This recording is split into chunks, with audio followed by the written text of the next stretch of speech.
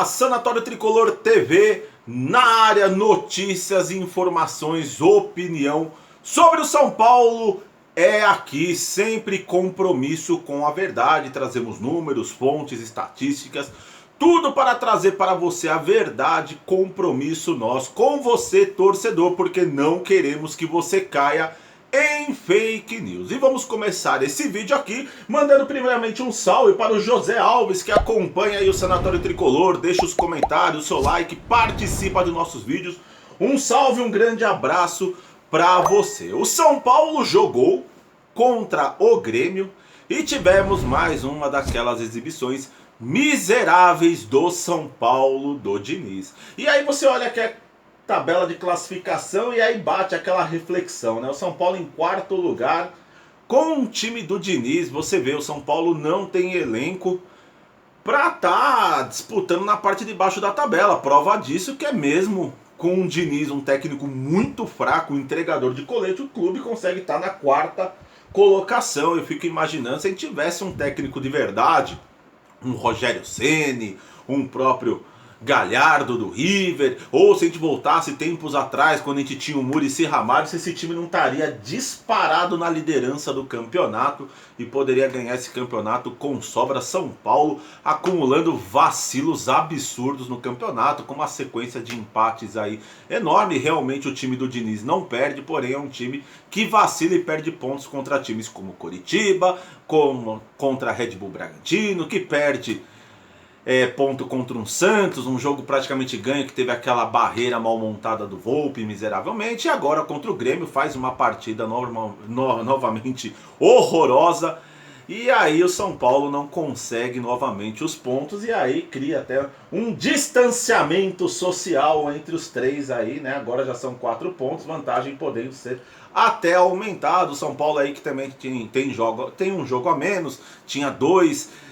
E aí o São Paulo tem, né, no caso, né, jogo para fazer contra o Goiás, contra o Ceará, né, e o São Paulo só depende de si, de repente, para brigar na parte de cima da tabela, mas o São Paulo vai acumulando esses vexames, e não importa se o time é forte, se o time é fraco, o São Paulo não faz os pontos que precisa. E aí, falando aqui do jogo, é um negócio impressionante, e aqui reflete nos números. Trouxemos aqui diversas estatísticas aqui para mostrar para você, torcedor, como é preocupante o que o Diniz faz, essa enganação que ele faz com esse dinizismo, esse futebol dele. O Diniz, ele criou agora uma superioridade numérica no campo de defesa. Você vê muito jogador voltar no campo de marcação, aí ele abre os zagueiros nas laterais, puxa os volantes para a zaga e traz os atacantes para buscar a bola ali. E aí ele cria essa superioridade, onde ele toca bastante a bola, e aí ele acaba rompendo a primeira linha de barreiras aí da equipe adversária, porém ele perde número de jogadores na parte da frente, e aí o time não cria, tanto que os números aqui prova isso. O time, né, deu 8 chutes a gol,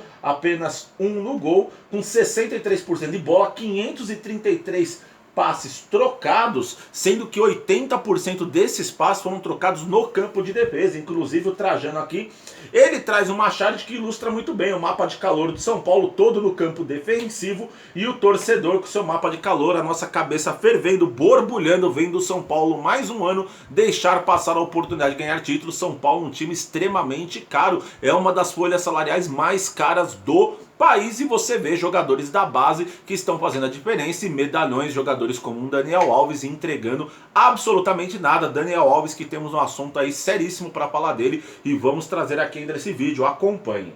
Bom, e aí com relação ao Fernando Diniz, quem está falando sobre os números, a gente traz aqui o mapa, né, que é o posicionamento médio do jogador. Isso daí foi um negócio que me assombrou. Você consegue reunir onde o jogador participou e qual posição do campo ali ele prevaleceu por mais tempos. E uma coisa que me assustou muito é o posicionamento do Luciano. Luciano, que veio jogando muito bola, on fire, arrebentando no São Paulo. O Diniz aí atrapalhando o desempenho do jogador com só um desse posicionamento. Se o Luciano tivesse jogando aonde ele quer jogar, isso está acontecendo de alguns jogos pra cá, que o Luciano está cada vez mais voltando e deixando de estar perto da área, que é onde ele faz gol, onde ele arrebenta, e mesmo assim ele ainda continua contribuindo demais, porque o Luciano jogando muita bola. O Luciano, esse aqui, ó, você vê aqui o número 11, ele tá jogando em média atrás do Daniel Alves, do Sara, do Brenner e do Igor Gomes, e até o Reinaldo se posicionando mais à frente. Ele tá em média num posicionamento praticamente ao lado do Tietê como volante, um negócio assim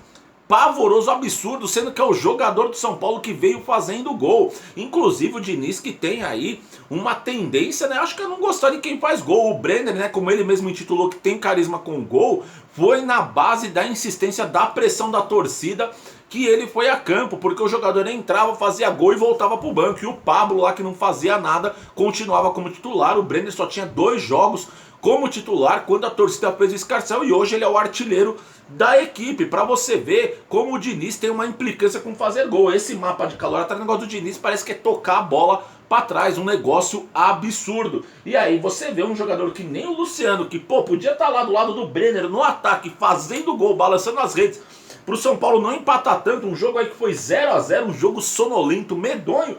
O Diniz cada vez puxando mais para trás o Luciano, fazendo o Luciano jogar praticamente como um volante. Ainda bem que o Luciano, dentro da partida, ele vai pro ataque, ele volta, ele tem muita disposição de querer entregar algo diferente, porque senão poderia acontecer que nem outros jogadores que não contribuem de nada. Muito mérito do Luciano, porque o Diniz não contribui com o posicionamento dele em campo. Luciano jogando atrás da linha defensiva a maior parte do tempo do jogo. Um absurdo que o Fernando Diniz está fazendo. Estamos falando isso por quê? Porque o Luciano vem jogando bola, vem contribuindo, tá com faro de gol, e é um absurdo o que o Diniz faz ele ir para trás no campo, buscar a bola lá com o defensor, sendo que ele poderia estar fazendo gol e trazendo as vitórias do São Paulo. O Diniz é muito burro.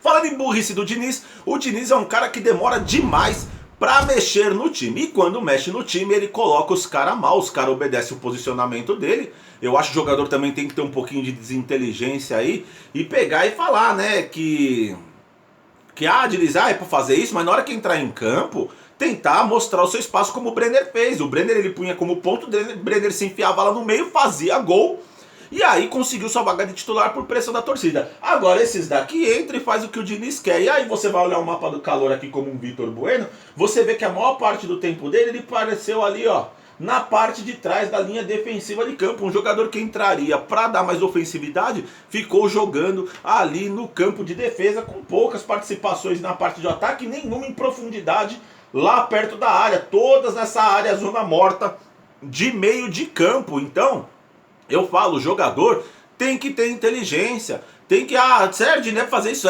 chegou no campo, faz que nem o Luciano, faz que nem o Brenner, infiltra na área, faz gol, senão você nunca vai deixar de ser reserva. A torcida cobra, a torcida pede quem quer ser titular, e foi assim que o Brenner, o Luan e o Bruno Alves voltaram para o time. Mas esses caras aqui gostam de obedecer o Diniz e acaba fazendo uma pataquada dessa. Diniz que escala muito mal os caras, mexe tarde na equipe e coloca os caras errados em campo. Porque você pega um Paulinho Boy aqui, que é um jogador driblador, que deveria estar perto da área, tentando driblar, criar oportunidades, cavar um pênalti, uma falta, nem vou falar, porque daqui a pouco a gente vai falar da falta do Daniel, mas pô, podia criar circunstâncias melhores de gol, um chute, um arremate. Ficou aqui, ó, na zona morta do campo, aqui, ó, bem no cantinho ali, ó, o mapinha dele de calor, ó, e não tem mais nada, é um absurdo. Você vê o Toró jogando praticamente aqui, ó, como um lateral. Você vê o mapa de calor dele só na parte defensiva e pouquíssimo no ataque. Jogador que entrou pra dar mais ofensividade, mas o Diniz continua com esse negócio que tem que ir lá buscar a bola, com o zagueiro ficar tocando a bola na área perigosa. São Paulo teve 4 perdas de bola e por pura incompetência do Grêmio não saiu o gol, porque o São Paulo deu mole novamente. E aí o Trellis é um jogador que até como centroavante ele é extremamente questionável pela sua parte técnica. Ele é um jogador bem abaixo, convenhamos, não falta vontade, é um cara extremamente esforçado, mas tecnicamente todo mundo sabe que ele tem que ficar ali perto da área para tentar escorar uma bola, chutar, cabecear, algo do tipo. Sabe o que o Diniz fez? Colocou o Trellis para jogar como ponta direita. O Diniz só faz besteira. E aí o resultado é esse, um time que joga na parte de trás do campo, troca muito passe, passes todo no campo de defesa, oferece oportunidades para o adversário, e aí o jogo é sempre isso daí. Não importa se o adversário é forte ou fraco, o time do Diniz sempre faz esse joguinho medíocre, um negócio tático ridículo, que não há defesa, um treinador horroroso, e o São Paulo na 4ª posição do campeonato devido a esse nível técnico baixíssimo do Campeonato Brasileiro. Caso o São Paulo tivesse um treinador de verdade que tirasse o melhor de cada jogador, com certeza esse Campeonato Brasileiro o São Paulo estaria disparado na frente. Mas com o Diniz, com Raí, com Pássaro, com Leco, fica muito difícil, porque esses caras ainda bate palma e dá razão pro trabalho horroroso do Fernando Diniz.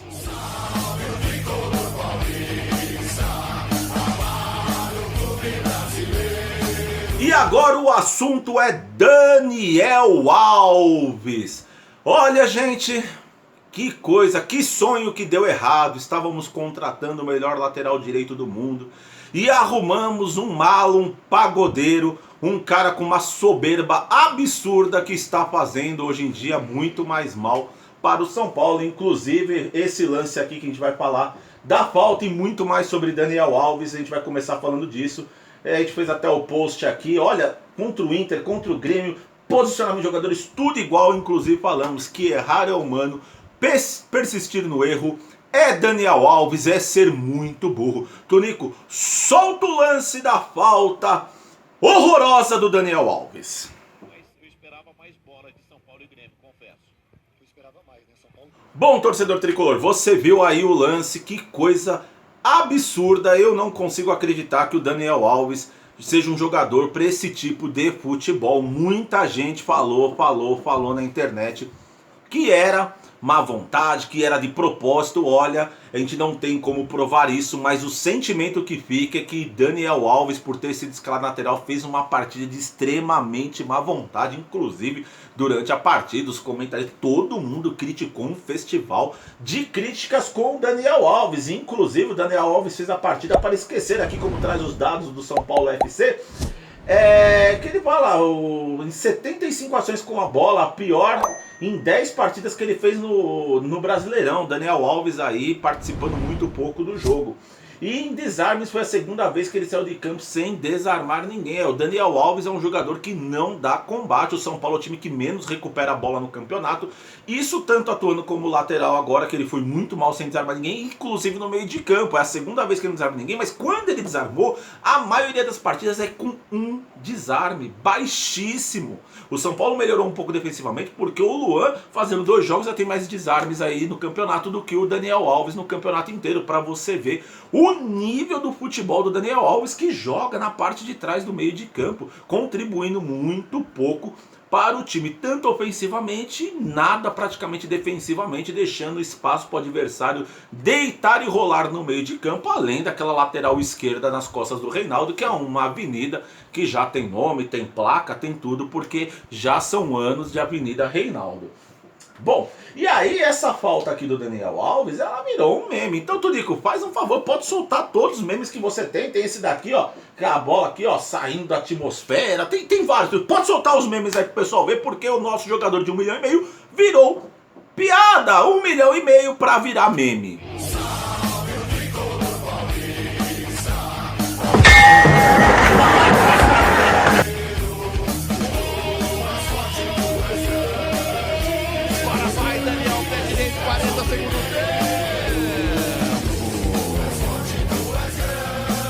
Paulo 3 a 0, 30 minutos no segundo tempo. Rogério Ceni na bola.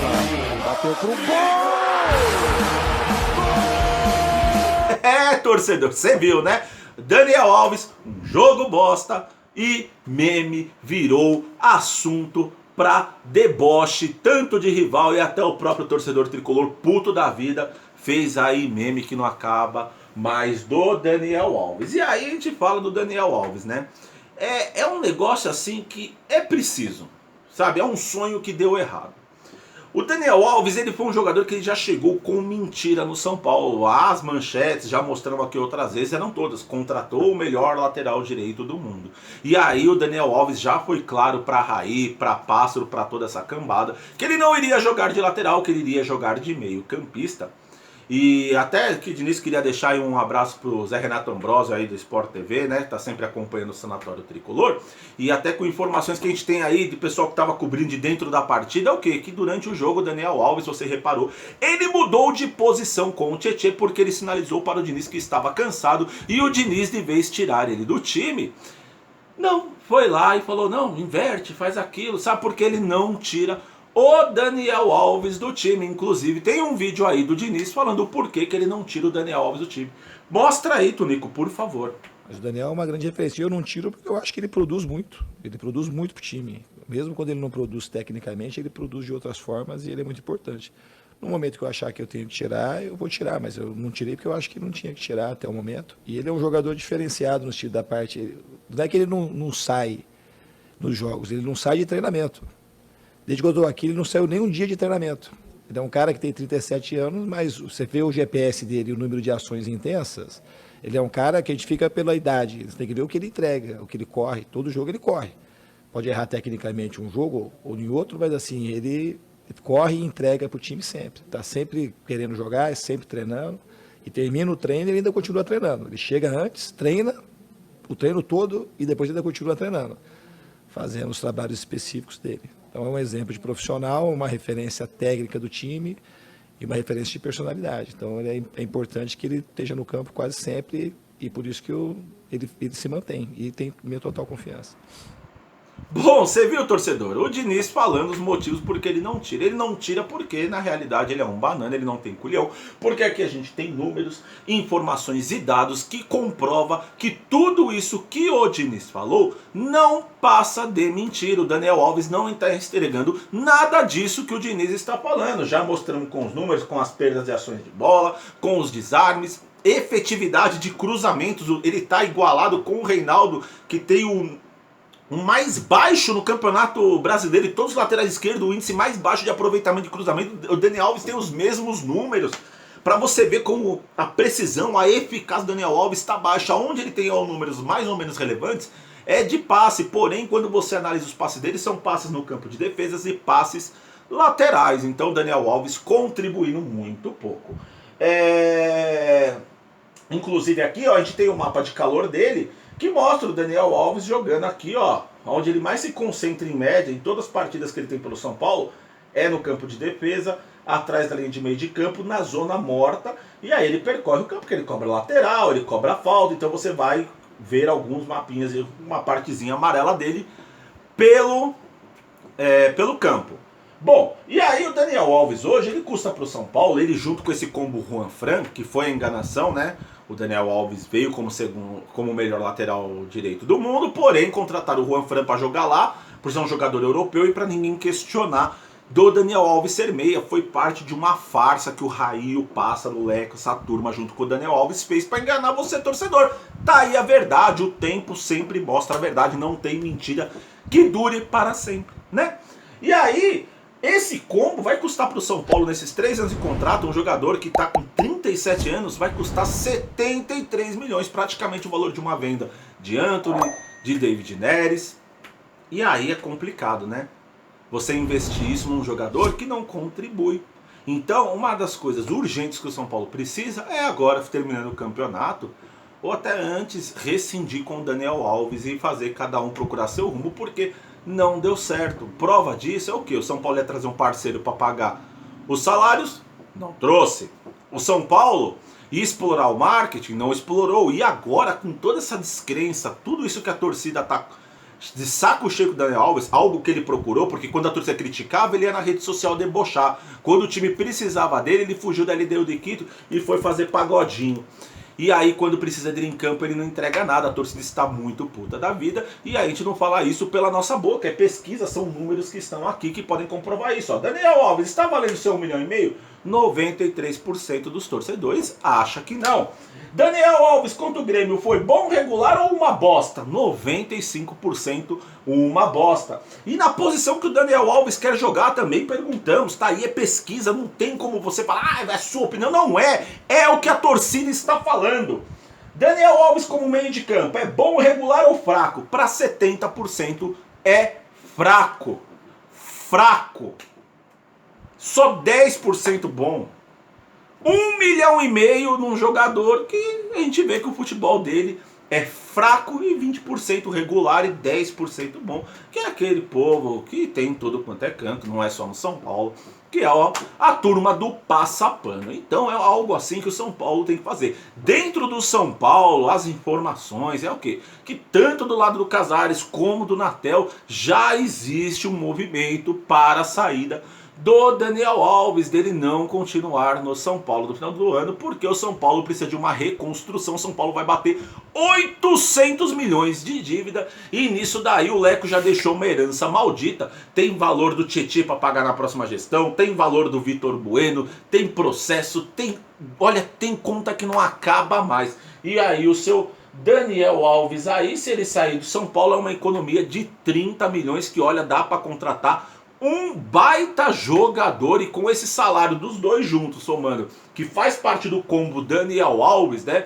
Que é praticamente aquele Mac Lanche feliz, que vem com o hambúrguer, a carne, a batatinha e a surpresa desagradável que foi o futebol, e a postura de um cara que não é líder em nada, é um cara fanfarrão, um cara que olha só pro próprio ego, uma surpresa desagradável, o futebol e a postura do Daniel Alves, uma economia de 30 milhões que o São Paulo precisa fazer, porque a próxima gestão quer seguir moldes parecidos com o do Flamengo.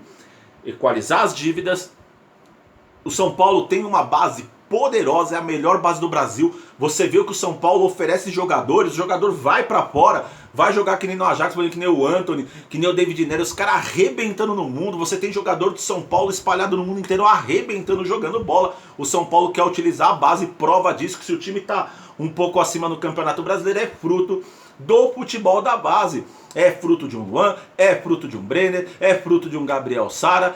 É jogadores da base que entra e corresponde um medalhão arrogante desse aqui de 1,5 milhão não contribuindo. O São Paulo precisa urgentemente se livrar de Daniel Alves, tanto na questão financeira e tanto para um modelo de reconstrução lá dentro. O São Paulo, próximo presidente, seja Júlio Casares, seja Roberto Natel, vai ser o Júlio Casares por votos. O Roberto Natel tá tentando se vender pro pessoal do vôlei, de todo, fazendo promessa para tudo quanto é conselheiro para arrumar voto. Mas a margem de votos do Júlio Casares é alta. E aí você precisa essa reconstrução em cima de pilares sólidos, responsáveis. E o que eles querem é seguir esse modelo parecido com o do Flamengo, que arrumou as contas. O São Paulo arrecada muito com televisão, com patrocínio, inclusive rever alguns contratos de patrocínio que o Leco fez pelas coxas, principalmente esse de camisa da Adidas, que tem clube muito menos torcida, muito menor, que ganha muito mais com esse patrocínio. A Adidas pagando royalties, uma vergonha o que a Adidas faz com o São Paulo, inclusive nesses materiais que ele só arranca escudo e faz igual para todo mundo. É terrível, mas isso é algo que vai ser revisto pela próxima presidência, além de explorar melhor o marketing, porque é uma torcida gigantesca que realmente consome. Quando voltar a ter estádio, o torcedor São Paulino lota o estádio, o torcedor São Paulino empurra o time. É uma torcida apaixonada. Então é seguir nesses moldes, arrumar o clube financeiramente para ter poder para contratar jogador de verdade, que resolva, que não chegue querendo ser dono do time, porque ninguém é maior que a instituição chamada São Paulo Futebol Clube. Rogério Ceni deu aula disso, o cara que nasceu no São Paulo, viveu no São Paulo, construiu coisas que muitos rivais nossos não têm. O Rogério Ceni é maior que muito time que tem por aí, que se diz grande. E ele nunca teve essa postura. Todo mundo que chegava, ele contribuía, ele ajudava, dava vida em campo, e toda entrevista era sempre com respeito ao torcedor. Até hoje, diferente de um ser desprezível, miserável como esse Daniel Alves, que nem sequer respeita o seu amor ou a sua paixão pelo São Paulo. A gente que sofre há anos com um jejum de títulos que o São Paulo não merecia estar. E esse cara veio aqui para perder do Mirassol, para ser eliminado na primeira fase de grupos da Libertadores, para perder para Binacional que não ganha de ninguém, tomou outra goleada de 6-3, perdeu. Daniel Alves não está entregando nada. São Paulo, chegou a hora de terminar essa negociação que não deu certo, e tudo indica que para o próximo ano, terminando então a próxima gestão, que vai ter mudanças grandiosas, e uma delas é Daniel Alves, que também já mostra que não está muito contente com São Paulo, com todos os seus desaforos e entregas em campos, e essa desinteligência. Um cara que é para ser líder fazer isso, e nessas cobranças de falta é o que está entregando em campo, tá certo? Essas são as informações sobre o patético, o pagodeiro Daniel Alves.